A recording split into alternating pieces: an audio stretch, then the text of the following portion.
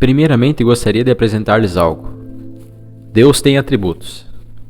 Se eu lhe desse um pedaço de papel e uma caneta em suas mãos e pedisse que você explicasse de forma simples o que são os atributos de Deus, você saberia responder ou me entregaria o papel em branco?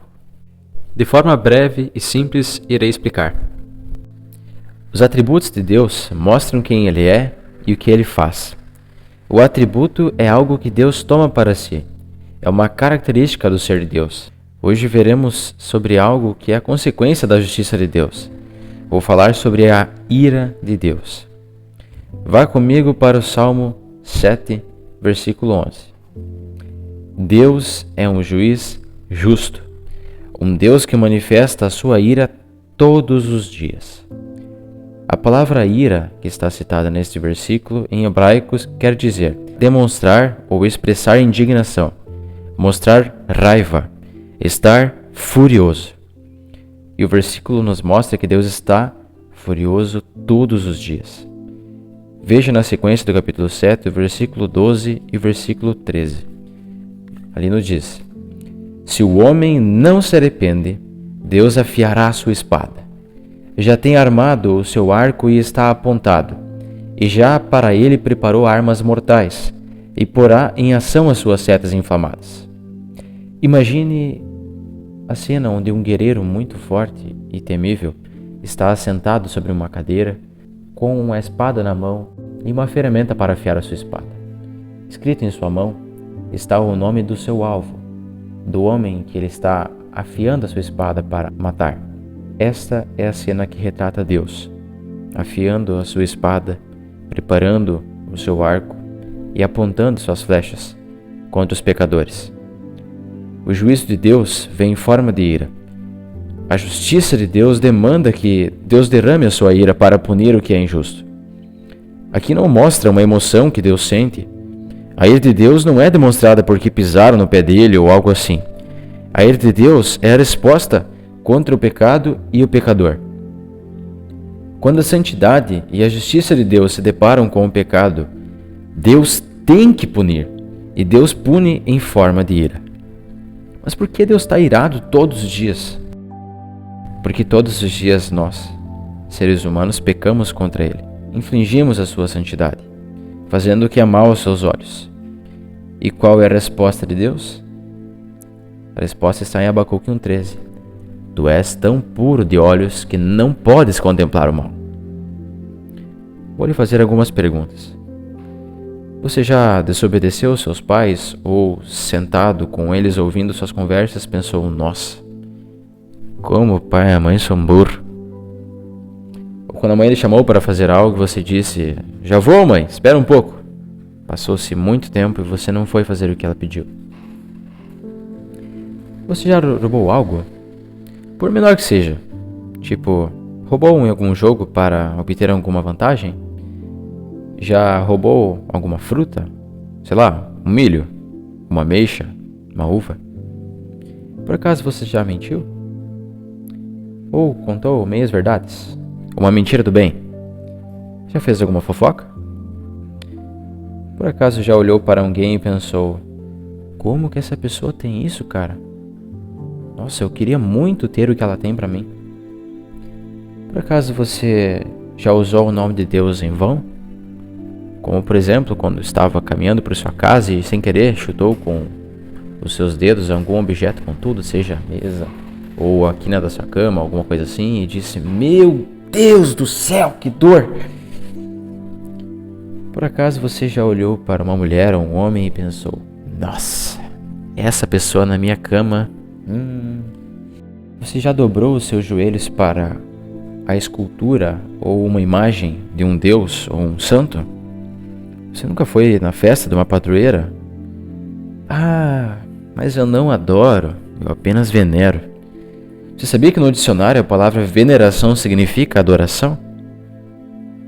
Qual a diferença entre a cerâmica que pisamos para que nos prostramos?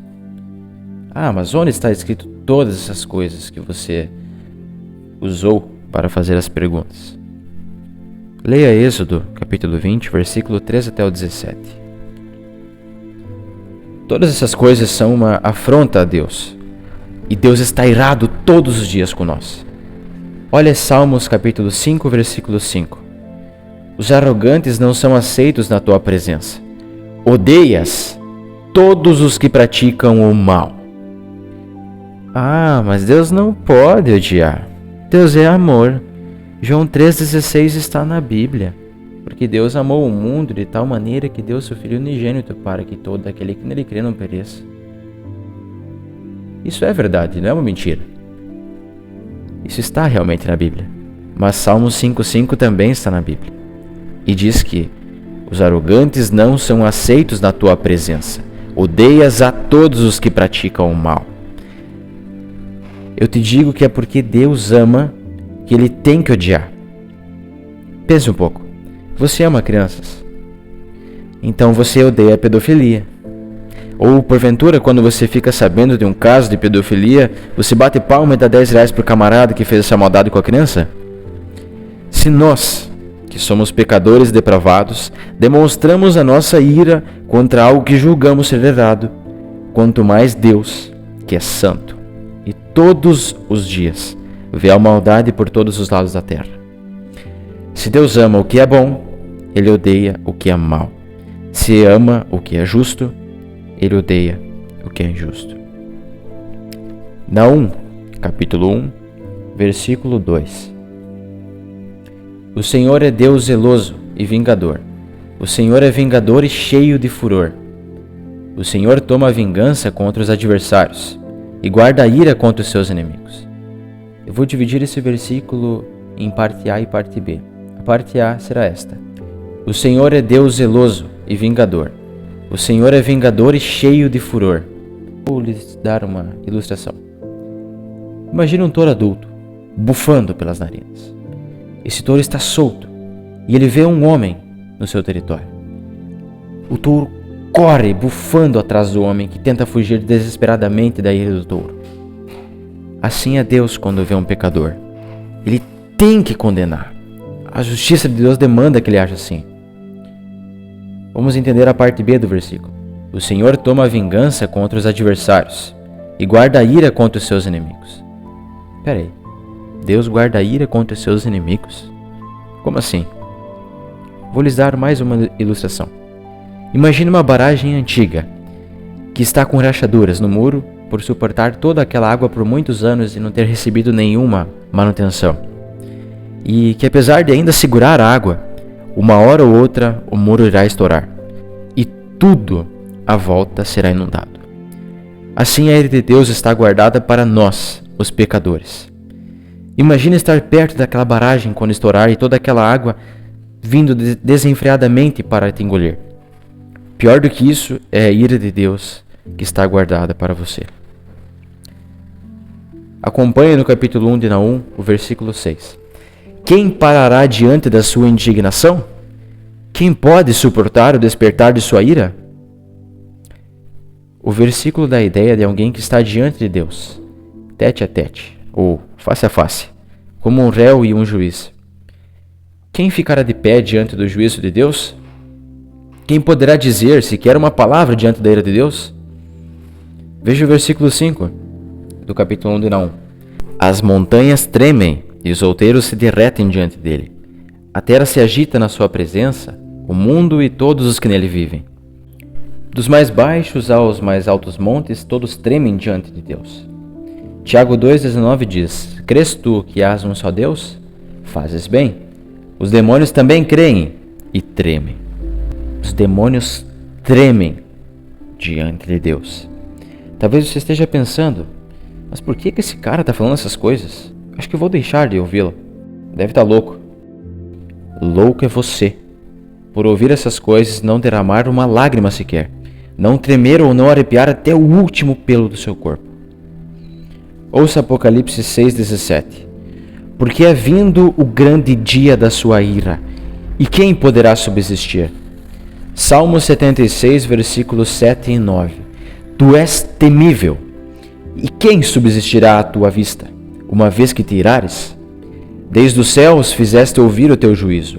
A terra tremeu e se aquietou quando Deus se levantou para fazer juízo. Isaías 13:13. Por isso farei estremecer os céus, e a terra se moverá do seu lugar, por causa do furor do Senhor dos Exércitos, e por causa do dia da sua ardente ira. Jeremias 10:10. Mas o Senhor Deus é a verdade. Ele mesmo é o Deus vivo e o Rei eterno. Ao seu furor treme a terra, e as nações não podem suportar a sua ira. Vamos ler Levítico 10, versículo 1 até o versículo de número 3. Nadab e Abiú, filhos de Arão, pegaram cada um o seu incensário, nos quais acenderam fogo, acrescentaram incenso e trouxeram fogo estranho perante o Senhor, sem que tivessem sido autorizados. Então saiu fogo da presença do Senhor e os consumiu. Morreram perante o Senhor. Moisés então disse a Arão: Foi isto que o Senhor disse: Aos que de mim se aproximam, santo me mostrarei. À vista de todo o povo, glorificado serei. Arão, porém, ficou em silêncio. 2 homens, sacerdotes, filhos de Arão, foram ao tabernáculo queimar incenso. Porém, no capítulo 8 de Levíticos e em Êxodo 30, Deus deu as ordenanças de como era para os sacerdotes fazerem o trabalho no tabernáculo. Esses 2 sacerdotes, Nadab e Abiú, não seguiram o que Deus disse e pegaram qualquer matinho para queimar. Quando começou a queimar, pá! Deus os mata. Mas por que Deus matou? Porque eles tinham a lei e não a cumpriram. Sabiam como Deus havia ordenado e desobedeceram. Nossa, que atitude pesada! Por que Deus matou? Leia o verso 3. Moisés então disse a Arão: Foi isto o que o Senhor disse: Aos que de mim se aproximam, santo me mostrarei. À vista de todo o povo, glorificado serei. Deus estava dizendo: Eu não permitirei que a minha santidade seja tocada por aqueles que me servem, e nem por ninguém. Eu tenho que ser honrado diante do meu povo, pelos meus sacerdotes. A santidade de Deus não poderia tolerar aquela sujeira no altar, e a justiça de Deus não poderia tolerar a quebra da lei, a desobediência. A resposta contra o pecado, a impureza deles, foi a justiça que veio em forma de ira. Deus os matou. Nossa, Deus não pode matar. Ah, é? Deus mata. Deuteronômio 32:39 diz: Eu mato, eu faço viver. Eu firo e eu saro, e ninguém há que escape da minha mão. Achou que era o diabo quem manda? Martinho Lutero dizia que o diabo é um cão na coleira de Deus. Ah, tá bom, mas eu não acredito nisso. Ouça o que João Batista disse em Mateus 3:7. Raça de víboras, quem vos ensinou a fugir da ira vindoura?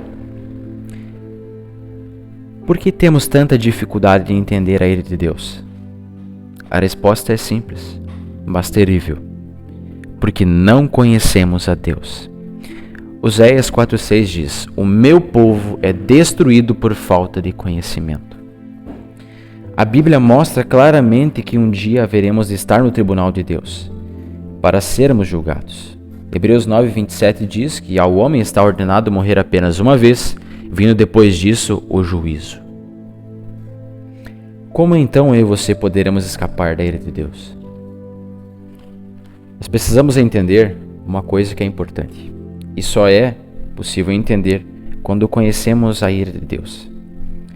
A pergunta que eu vos trago é: o que é o inferno? O que é o inferno? Ele é ruim porque o diabo está lá reinando com um tridente e irá atormentar aqueles que lá estarão? Não. Leiamos Apocalipse, capítulo 14, versículo 19 até o versículo 20. O anjo passou a foice pela terra, ajuntou as uvas e as lançou no grande lagar da ira de Deus.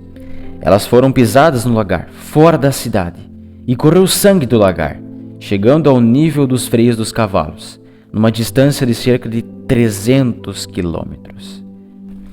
Mas o que é um lagar?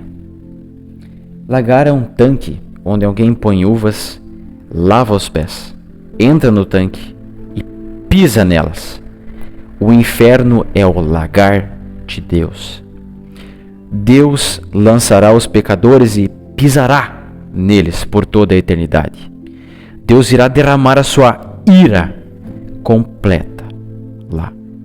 O inferno não é ruim porque o diabo vai estar lá, mas sim porque Deus vai estar derramando a sua ira sobre pecadores. O versículo também diz que foram pisadas fora da cidade. Aqui João está relatando algo que os judeus entenderiam muito bem ao lerem isso. Quando o povo israelita estava no deserto, rumo à terra prometida, Deus lhes disse como deveriam extirpar, cortar, retirar o mal do meio deles. Veja Levítico, capítulo 24, versículos 13 até o versículo 16. Então o Senhor disse a Moisés: leve o que blasfemou para fora do acampamento. Todos aqueles que ouviram colocarão as mãos sobre a cabeça dele, e a comunidade toda o apedrejará. Diga aos israelitas: se alguém amaldiçoar seu Deus, será responsável pelo seu pecado. Quem blasfemar o nome do Senhor terá que ser executado. A comunidade toda o apedrejará. Seja estrangeiro, seja natural da terra. Se blasfemar o nome, terá que ser morto. Essa expressão também aparece em Deuteronômio capítulo 17, versículo 2 até o 5. Se um homem ou uma mulher que vive numa das cidades que o Senhor dá a vocês for encontrado fazendo o que o Senhor, o seu Deus, reprova, violando a sua aliança e, desobedecendo ao meu mandamento, estiver adorando outros deuses, prostrando-se diante deles, ou diante do sol, ou diante da lua, ou diante das estrelas do céu, e vocês ficarem sabendo disso, investiguem o caso a fundo. Se for verdade e ficar comprovado que se fez tal abominação em Israel, levem o homem ou a mulher que estiver praticando este pecado à porta da sua cidade e apedreje-o até morrer. Quando então, João escreve em Apocalipse capítulo 14, versículo 20, está dizendo que elas foram pisadas no lagar fora da cidade, é como se Deus estivesse mostrando: eu estou retirando o mal do meio do meu povo e estou dando a eles o que eles merecem. A Bíblia diz, Romanos 3, 23, porque todos pecaram e estão destituídos da glória de Deus.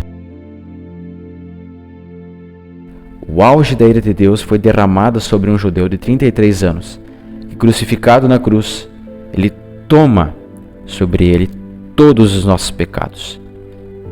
Ele não pecou durante sua vida toda. Ouça 1 Pedro, capítulo 2, versículo 22. Ele não cometeu pecado algum, e nenhum engano foi encontrado em sua boca. Se Cristo jamais pecou, por que Deus derrama sua ira sobre Cristo? Ouça Isaías 53, versículo 4 e 5. Certamente ele tomou sobre si as nossas enfermidades, e sobre si levou as nossas doenças. Contudo, nós o consideramos castigado por Deus atingido e afligido. Mas ele foi transpassado por causa das nossas transgressões, foi esmagado por causa das nossas iniquidades. O castigo que nos trouxe a paz estava sobre ele, e pelas suas feridas fomos curados. Versículo número 6 também nos diz: todos nós, como ovelhas, nos desviávamos. Cada um de nós se voltou para o seu próprio caminho, e o Senhor fez cair sobre ele a iniquidade de todos nós. Você se recorda do que ele disse quando estava orando, enquanto estava sangue no Monte das Oliveiras? Ele dizia: Pai, passa de mim esse cálice. Mas o que tinha nesse cálice? A ira justa e santa de Deus, que quando ele pegasse os nossos pecados, teria que beber até a última gota. Mas como assim? Pense um pouco. De que forma Deus via Jesus na cruz? Puro? Justo? Santo? Deus via escrito no corpo de Jesus: assassino, ladrão, mentiroso, perverso, adúltero. Deus via em Jesus a imagem de todos os pecadores. Dessa forma, a justiça de Deus não poderia deixá-lo impune. Jesus recebeu em si toda a ira de Deus. Talvez você pense, eu fui salvo. Ok, mas salvo do quê? Talvez você pense também, dos meus pecados, horas. Você não foi salvo dos seus pecados ou do diabo. Você não vai prestar contas ao diabo. Veja o que diz João 3:36. Quem crê no Filho tem a vida eterna. Já quem rejeita o Filho não verá a vida, mas a ira de Deus permanece sobre ele. O texto diz que o pecado sobre ele permanece se não crer? Ou a ira do pecado permanece sobre ele? Não. A ira de quem permanece sobre quem não crê? Mas por que a ira de Deus permanece sobre quem não crê? Porque é pecador. E naturalmente merece a ira de Deus, desde que nasceu. Merece o inferno. Lembram da arca? Quem creu, entrou nela e foi salvo da ira de Deus através do dilúvio. Quem não creu, recebeu a ira. Deus disse a Noé, a única forma, Noé, que você tem de passar pelo dilúvio da minha ira contra os homens pecadores será a arca que eu lhe ordenei. Quem creu, entrou com Noé. Noé e mais 7 pessoas passaram pelo dilúvio. Milhões e milhões morreram. Deus foi injusto? De forma alguma. Como então podemos apaziguar a ira de Deus? Acalmar a ira dele? 2 palavras. Dikaios, que em grego quer dizer justificação. Isso significa ser declarado justo diante de Deus, ou ser declarado sem culpa diante de Deus. E também propiciação. Isso quer dizer, é um sacrifício substitutivo para satisfazer a ira de Deus. Ou seja, um pecador é substituído por um inocente. Romanos 3, versículo 23 diz: todos pecaram e estão destituídos da glória de Deus. Todos os homens são pecadores, depravados, merecem o que está escrito em Romanos 6, 23. Pois o salário do pecado é a morte. Aquele que peca merece morrer. Então deve ser feito um sacrifício de forma substituta para que a ira de Deus seja satisfeita. Ouça Romanos 5:9. Tendo sido dikaios, justificados pelo seu sangue, propiciação, seremos por ele salvos da ira. Deus sacrificou seu Filho Jesus, que era justo, santo e puro, no lugar de pecadores ímpios, impuros e sujos. A ira foi recebida não por nós, mas em Jesus. O que João 3,36 nos diz? Aquele que não crê no Filho não verá a vida, mas aquele que crê no Filho verá a vida. A ira de Deus permanece sobre aquele que não crê em Cristo. Para você ser justo, ou seja, não ter culpa alguma diante de Deus, é necessário crer na propiciação feita por Cristo, pelo sacrifício de Jesus na cruz. Preste atenção, entenda isso, para que a ira de Deus seja satisfeita e não caia sobre você no momento em que estiver diante de Deus no tribunal. É necessário crer que Cristo é a única forma pela qual você tem de não receber a ira de Deus e ir para o céu. Cristo tomou sobre si a ira que viria sobre mim e também sobre você. Se você crê nisso verdadeiramente, a ira de Deus já foi satisfeita em Jesus.